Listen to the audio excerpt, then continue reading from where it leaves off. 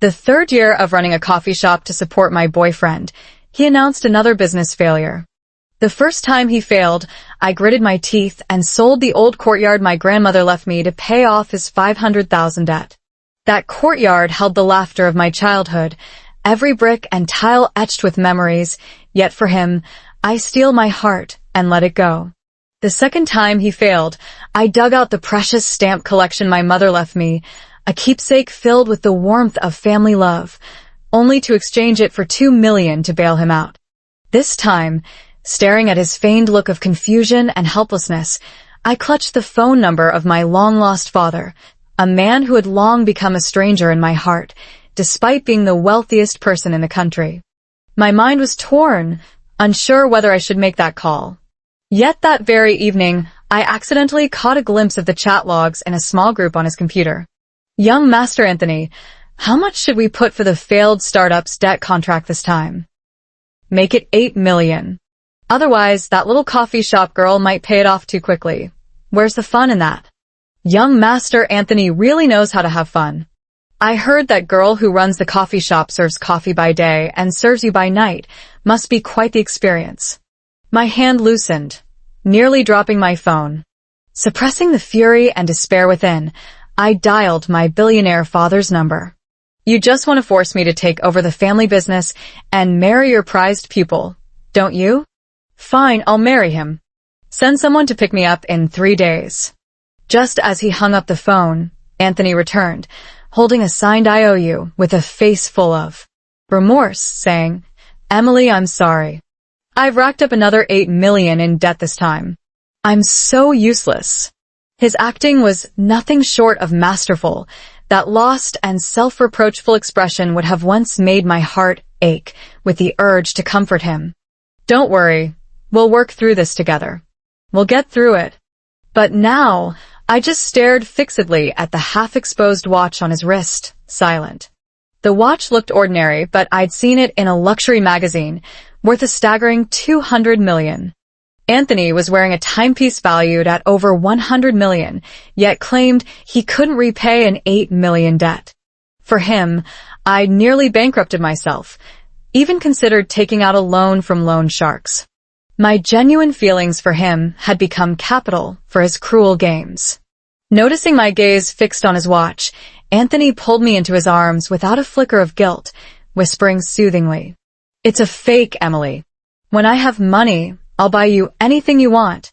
So certain I knew nothing about luxury goods, he couldn't even bother to lie convincingly.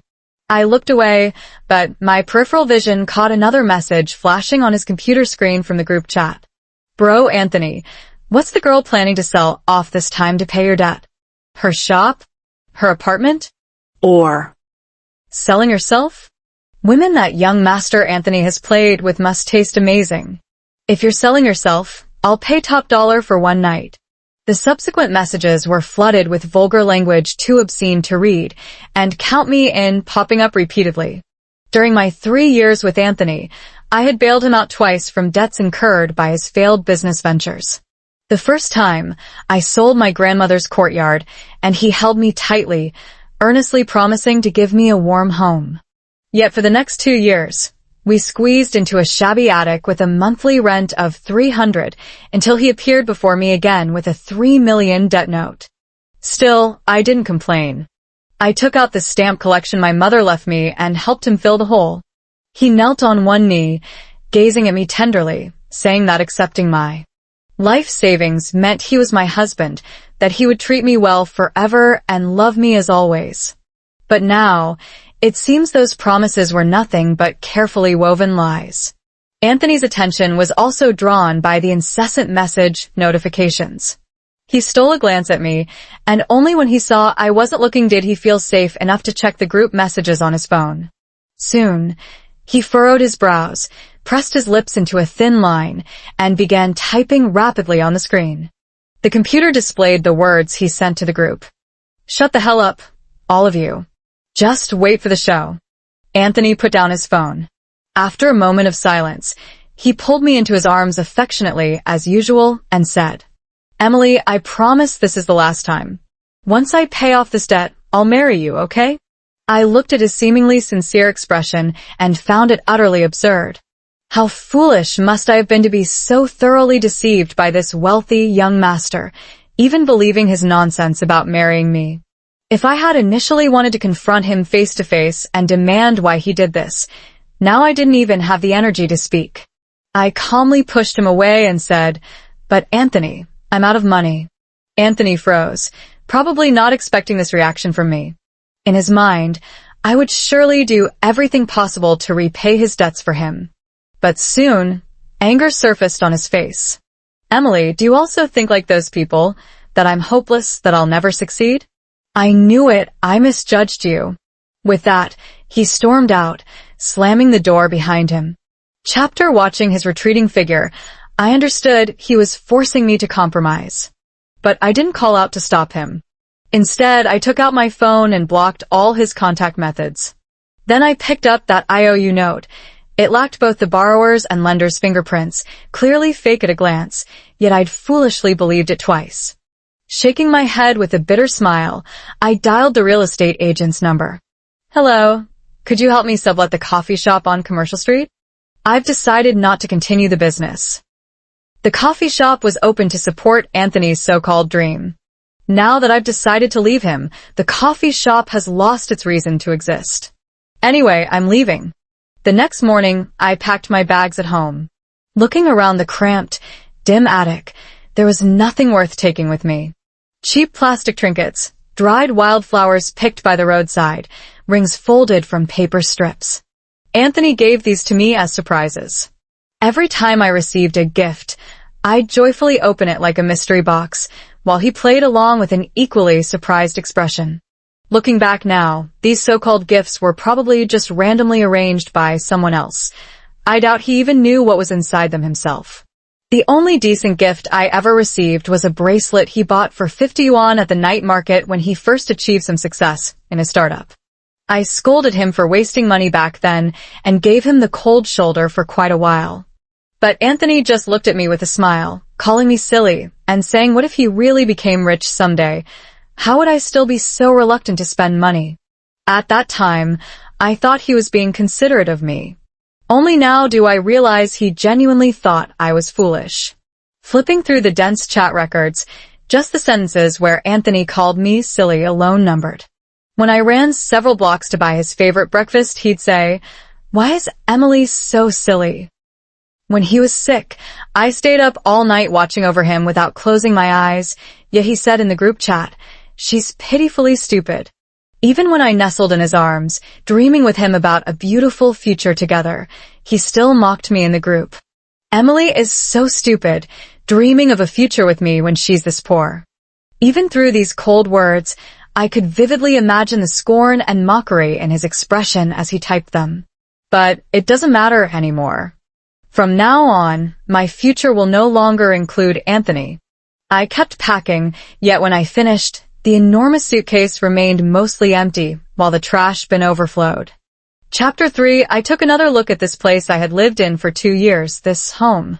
Peeling walls, a chair missing a leg, a bed patched together with wooden planks. During slightly better times, I'd thought about properly decorating this place we called home. But Anthony always refused, saying it would be a waste since we'd move out once we had money. I believed his promises time and again, guarding this dilapidated home, foolishly waiting for him to fulfill his word. Thinking of this, I feel nothing but sorrow. As I closed the suitcase, the real estate agent called. "Miss Emily, regarding the coffee shop sublease, you'll need to negotiate directly with the landlord. I don't have the authority to decide." At 3 in the afternoon, I arrived punctually at the agreed-upon office building to meet the agent. In the luxurious hallway, through a slightly ajar door, I unexpectedly caught sight of Anthony. He was dressed in a well-tailored suit, fiddling with his phone with his head down, while a meticulously dressed woman affectionately held his arm. With just one glance, I recognized her. 2 days ago, the coffee shop received an order for 999 tulips, with the customer specifically requesting to keep the small thorns on the stems. For this order, my hands were covered in wounds from the thorns as I carefully wrapped each flower. When I took a taxi to deliver the flowers, the recipient was her. Anna. Amidst the tulip blossoms lay a small card requested by the customer. To the love of my life, Shia. Signed. CYX. Only then did it dawn on me. CYX was Anthony. He knew full well that I wouldn't refuse this order for the sake of earning money, so he deliberately made these requests, watching me dance to his tune. The thought nearly made me laugh to the point of tears. That day, after returning home, I had even excitedly shared with Anthony how much money I'd made. When he pretended to tenderly bandage my wounds, was he secretly laughing at my foolishness, making me the butt of his joke? I was wiping tears from the corner of my eye when the agent arrived. Seeing me standing at the door, he asked in confusion, "Miss Emily, the landlord is inside. Why aren't you going in?" I stared at the agent in shock, tears welling up as I asked, "Who did you say?" "The landlord? Anthony?" The agent looked utterly bewildered. "Yes, didn't you know? The entire commercial street belongs to young Master Anthony." As I gazed at Anthony's figure in the distance, painful memories came flooding back like a tidal wave. After helping Anthony pay off his debts for the second time, I struggled financially for a long time, unable to even afford rent. Several fierce-looking men blocked the entrance of my coffee shop, demanding rent payment. They destroyed all the flowers in the shop. He even stepped on the dog I had raised for 10 years, refusing to lift his foot despite its pitiful howls. That dog had accompanied me through countless lonely days. To me, it had long been as important a family member as Anthony. Tears streaming down my face, I knelt on the ground, begging them to spare it. In the 3 years since opening my shop, forced rent hikes and demands for protection money had become all too common. Yet I never mentioned it to Anthony, not wanting to add to his burdens. But this time, I was utterly terrified. When I called him, I was crying so hard I could barely breathe. I pleaded, "Anthony, what should I do? Save Chio-Chio, please save her." Anthony knew full well how much the dog meant to me, but after a long silence, he still ended up saying sorry to me. I watched helplessly as those big men brutally trampled Chio-Chio to death. Holding its gradually cooling body, that sense of powerlessness felt exactly like when Grandpa died in my arms years ago. Even then, I never hated Anthony. I only blamed myself for being useless. But now, the truth is laid bare before me. The landlord pressuring me for rent is none other than Anthony. A single word from him could have saved Chio-Chio, yet he remained silent. Chio-Chio died, and with it, my heart died too. Choking back sobs, I turned and ran out of the office building, hailing a taxi and telling the driver to head for the airport. In the car, my hands trembled as I called my father. Having lived for over 20 years, the only person I can rely on now is actually the father I was once most reluctant to acknowledge. "Dad, come pick me up now, okay? Please." Chapter 4.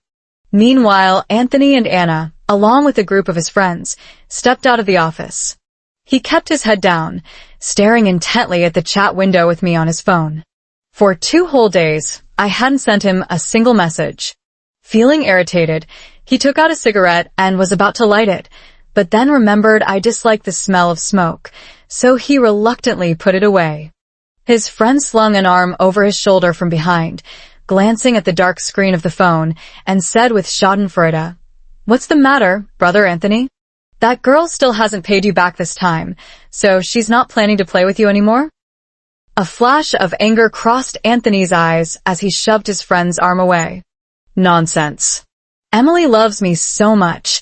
She's probably scrambling to gather money for me right now. Just wait. After I give her the cold shoulder for a few days, she'll definitely bring the money to me." No sooner had these words left his mouth than a nearby agent who'd overheard my name approached. "Emily? Young Master Anthony, you know Boss Emily? What a coincidence. She's looking to sublet her coffee shop, and I was worried you might not agree." Anthony frowned. The vague unease that had been lingering in his heart these past few days seemed to find its answer at this moment. He struggled to steady his emotions and asked with feigned indifference, "The cafe was doing just fine. Why would she sublet it?" The agent offered an apologetic smile, completely unaware of how significant his words were. Boss Emily said running a coffee shop is too exhausting, and she's going home to get married. Anthony's phone slipped from his hand with a clatter. It hit the floor. In an instant, he seized the agent by the collar, his expression fierce. "What did you say? Asterisk married? Asterisk who's getting married?" The agent was startled by a sudden outburst and stammered, Anthony, young master. It's Boss Emily who's getting married." "Why, you know her, don't you?" "Impossible," Anthony roared. His eyes were bloodshot, his chest heaving violently. The agent nearly collapsed in fright, but was yanked back by Anthony, who gripped his collar tightly. In the end, it was his friends who rushed forward, coaxing and pleading until he finally let go. The agent, barely escaping, dropped the property transfer contract and hurried away. Anthony clutched the flimsy contract in his hand, feeling his breath grow heavy. "Bro, Anthony, Emily must be playing hard to get. She likes you so much. How could she marry someone else?" "Yeah, bro, Anthony, maybe she sublet the coffee shop just to help pay off your debts." His friends chimed in one after another. Though his heart was in turmoil, Anthony still tried to reassure himself. They must be right. How could Emily ever leave me? He was about to stride out with the contract when Anna suddenly grabbed his arm. "Anthony, you can't go. Today's my birthday. You promised to stay with me." Her face was full of grievance. In the past, Anthony would have stayed without hesitation. But at this moment, all he wanted was to find me and ask what exactly had happened. He shook off Anna's hand. "I promised your grandfather I'd accompany you, not you. If you stop me again, I'll send you back abroad immediately." With that, Anthony hurried away, leaving Anna with reddened eyes, stomping her feet in anger. On his drive home, Anthony kept calling my phone repeatedly. He tried everything WeChat phone calls, but no one picked up. Only then did he realize I had blocked him. Thinking of this, Anthony pressed the accelerator even harder. He prayed silently no matter what, just hoping I'd still be at home. But when he arrived, there was no sign of me. Not only was I gone, but all the things I had carefully prepared for him had disappeared as well. The scarf I knitted for him with my own hands, the simple sketches I drew for him on a whim. Even those little trinkets he once gave me that I treasured like precious gems, all had vanished without a trace. When I was there, Anthony had felt this home was full and warm beyond measure. But now without me, he only felt its emptiness, as if a piece of his heart was missing. Anthony sat down on the sofa dejectedly, suddenly feeling something poking beneath him. He pulled it out and saw it was his laptop left at home. He sighed and was about to toss it aside when a message popped up on the screen. "How's it going, Anthony? Is that girl home?" It was a message from the group chat, the one where they discussed all the stupid things I did every day. Anthony's head. Buzz, a sound like being struck by a heavy hammer, instantly freezing him in place. At that moment, only one thought filled his mind. I know everything now. I knew he had been pretending to be poor all along, knew he had been deceiving me from start to finish, even turning my devotion to him into a laughingstock over tea and dinner. The computer felt as heavy as 1,000 pounds, and his hands began to tremble. After what seemed like an eternity, he let his hands drop weakly, as if all his strength had drained away, and the computer crashed to the ground, shattering into pieces. Chapter 6. The person arranged by my father was extremely efficient. When I arrived at the airport, someone was already waiting for me. The man was dressed in a black suit, nearly 9 meters tall, with an imposing presence. Perhaps noticing how disheveled I looked at the moment, he silently handed me a tissue. Clutching the tissue that still carried his body warmth, my fingers trembled slightly. The tissue carried a faint fragrance, like sandalwood mixed with lemon. The scent felt somewhat familiar, but it wasn't until he removed his sunglasses, and I met those deep-set eyes that I remembered. He was the apprentice his father valued most, the legendary figure who stirred up storms in the business world, Vincent. I had met him 4 years ago when Grandpa passed away. He was the one who stayed with me outside the operating room for a full day and night, and he also helped me handle Grandpa's funeral arrangements. On the day of Grandpa's burial, he handed me a business card with my father's name. Miss Emily, it's not my place to inquire about matters between you and the master, but he asked me to give this to you when I came. If you ever need anything, just call this number. 30 years ago, my father and mother fell in love freely. Because the Sioux family looked down on mother's background, they forcibly separated the two. After father was compelled to marry a well-matched young lady from a similar social standing, mother discovered she was pregnant. She left the place where she had lived for many years, gave birth to me alone, and raised me by herself. When I was 12, my father's first wife passed away, and he found my mother and me. He said he was sorry for my mother and had never forgotten her all these years. But my mother was strong-willed by nature. She refused to go back to the Sioux family with him and declined his help. Because I pitied my mother, I remained cold toward my father. Later, when my mother passed away from illness, he couldn't return in time to see her one last time due to an important project abroad. From that moment on, I began to hate him, and the image of a father in my heart completely collapsed. Chapter 7. On the plane back to the capital, Vincent sat beside me. Seeing my prolonged silence, he didn't disturb me, only asking the flight attendant for a cup of hot milk when she passed by. Drink some first, or you'll feel uncomfortable later. After finishing the milk, my groggy mind cleared slightly. I went to the restroom, splashed cold water on my face, and composed myself before coming out. I returned to sit next to Vincent, carefully observing for the first time the man who was about to become my husband.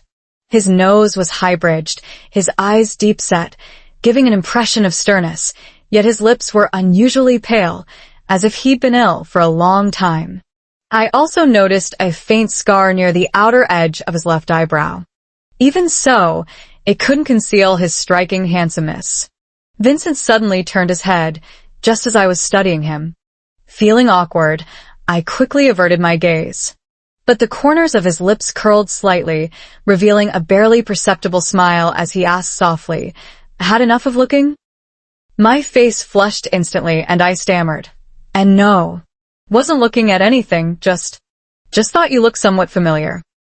Vincent seemed to perk up, leaning slightly forward as he asked with interest, "Familiar? Are you trying to get close to me, Miss Emily? But then again, it makes sense, after all, we're about to get married soon."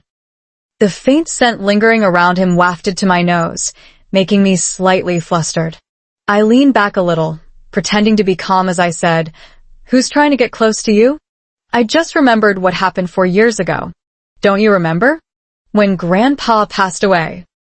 Vincent leaned back into his seat, the smile fading from his face, replaced by a trace of melancholy.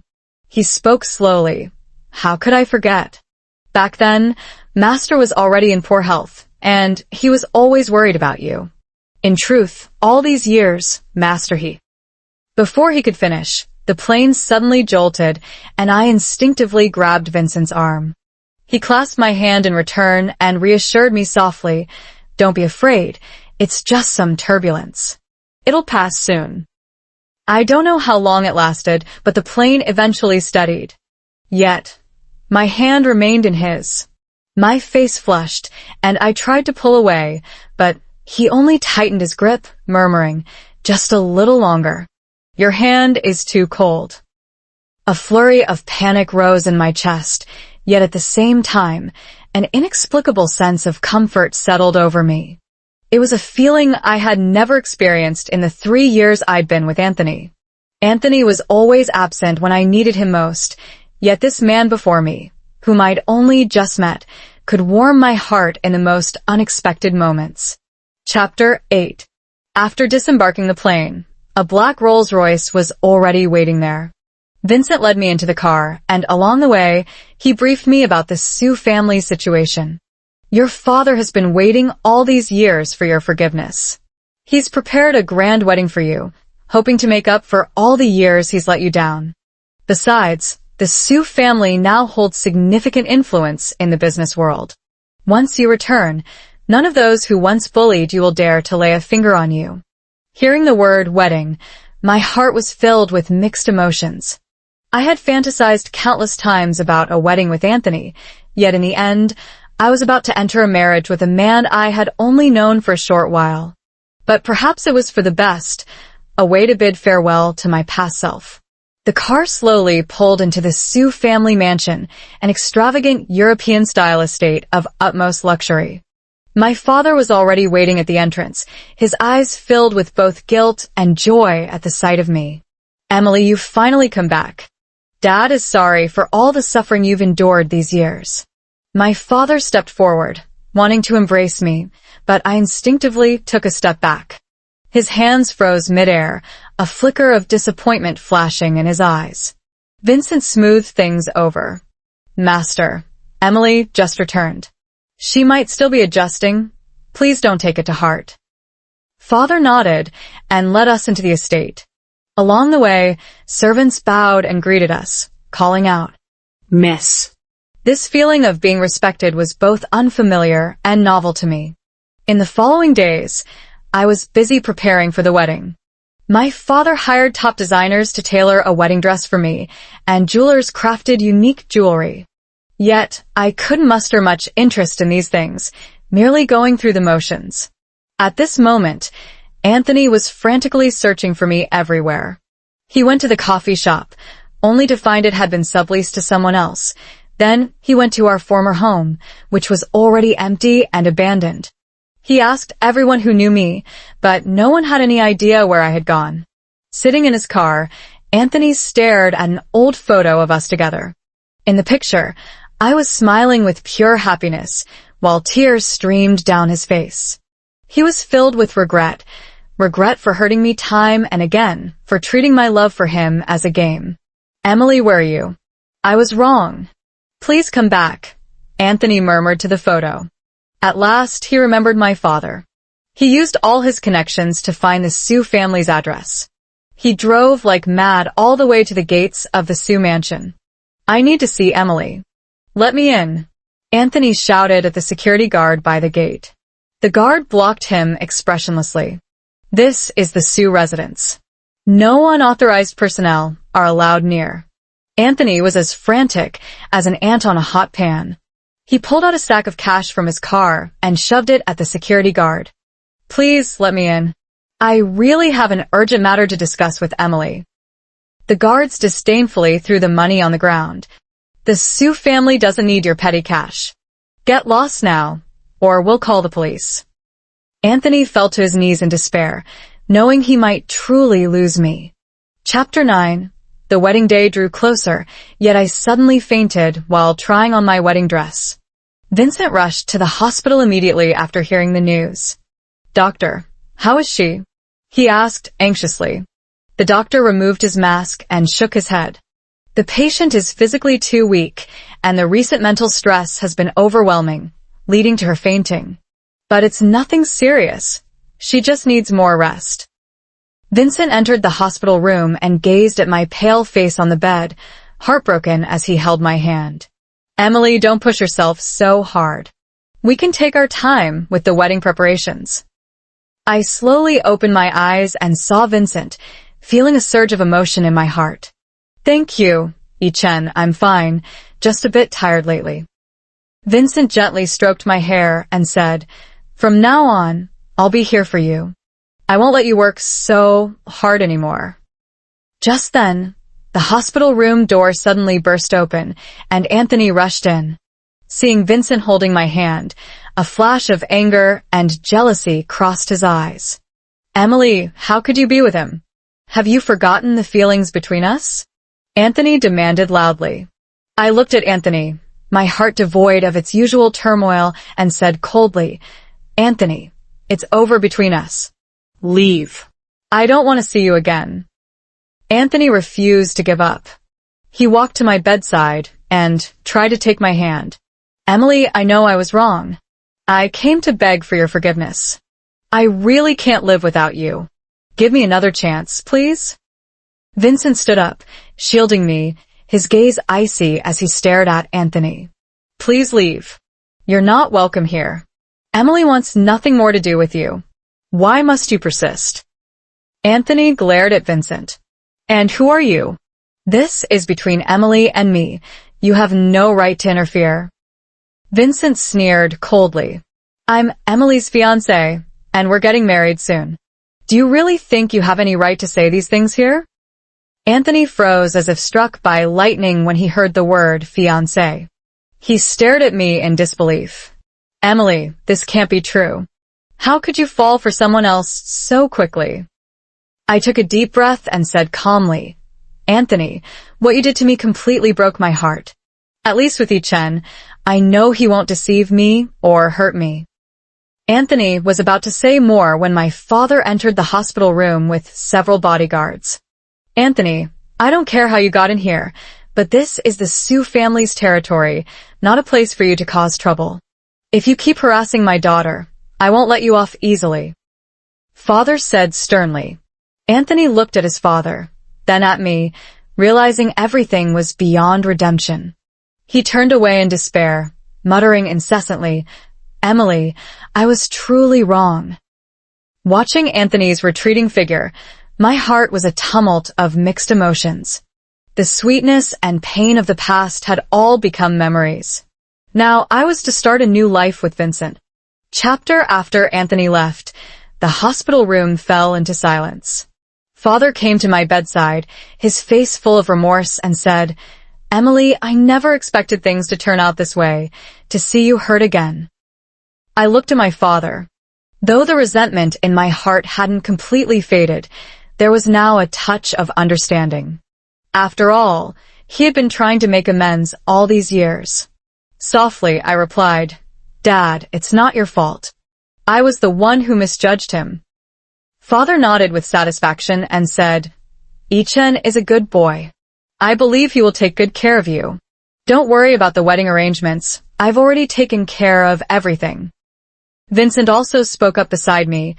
Emily, just focus on recovering. Leave everything else to me and Master. Over the next few days, under Vincent's attentive care, my health gradually improved. Meanwhile, the wedding preparations were in full swing. However, just one day before the wedding, another unexpected incident occurred. Anna somehow learned about Vincent and me getting married. She confronted me, her eyes filled with hostility. Emily, how dare you marry Chen? You're just a woman abandoned by men. You're not worthy of him. Anna spat venomously. I looked at her, feeling somewhat helpless. Anna, you can't force feelings. The fact is, Chen chose me. Why make such a scene here? For no reason. Anna sneered. Making a scene? It's clearly you who stole him away. Since childhood, Brother Chen has always been good to me. If it weren't for you showing up, he would have married me long ago. I didn't want to argue with her anymore and turned to leave, but Anna suddenly pulled out a knife from her bag and pressed it against her own neck. Emily, if you don't promise to leave Brother Chen today, I'll die right in front of you. Anna screamed hysterically. Her action startled me, and I quickly said, Anna, calm down. Don't do anything foolish. Let's talk this through properly. Anna wouldn't listen to reason. Crying, she said, I don't want to hear you. You're just a bad woman. As long as you disappear, Brother Chen will come back to me. Just then, Vincent arrived. Seeing Anna holding a knife to her neck, his face instantly turned pale. Shia, what are you doing? Put the knife down now, Vincent said anxiously. Seeing Vincent, Anna cried even harder. Brother Chen, why did you marry her? Have you never liked me at all? Vincent sighed helplessly and said, Shia, I've always treated you like a sister. Emily and I truly love each other. Acting like this will only hurt everyone. Anna looked at Vincent in despair, the knife in her hand trembling slightly. Just as she lost control of her emotions and was about to do something foolish, Vincent rushed forward in a flash, grabbed her hand, and wrested the knife away. Shia, stop being willful. Acting like this will only make me dislike you even more, Vincent said sternly. Anna collapsed to the ground, sobbing uncontrollably. Vincent gazed at her, his eyes filled with helplessness and pity. He turned to the approaching bodyguards and said, "Take Miss Lynn home. Take good care of her and make sure she doesn't do anything reckless again." After the bodyguards led Anna away, Vincent walked over to me and held me tightly. "Emily, I'm sorry you had to witness this. I never expected she had to go this far," he said. Leaning against Vincent, I whispered softly, "Chen, I don't blame you. I know it wasn't your fault. I just hope nothing unexpected happens at our wedding again." Vincent looked at me with determination in his eyes. "Emily, don't worry. No matter what difficulties we face, I'll always be by your side. We will have our wedding smoothly." The wedding day finally arrived. Dressed in a magnificent wedding gown, I walked slowly toward Vincent on my father's arm. Seeing the tenderness in his eyes, my heart overflowed with happiness and anticipation. Amidst the blessings of family and friends, Vincent and I exchanged rings. When he gently kissed my forehead, I knew I had finally embraced a new life. The pain of the past had become history, and from now on, Vincent and I would walk hand in hand through every beautiful tomorrow. And Anthony, upon learning that Vincent and I had gotten married, went alone to the beach we once visited together. He gazed at the turbulent sea, his heart filled with regret. He knew he had lost me forever, the girl who had once loved him recklessly. But all of this was his own doing, and he could only spend the rest of his life drowning in endless remorse.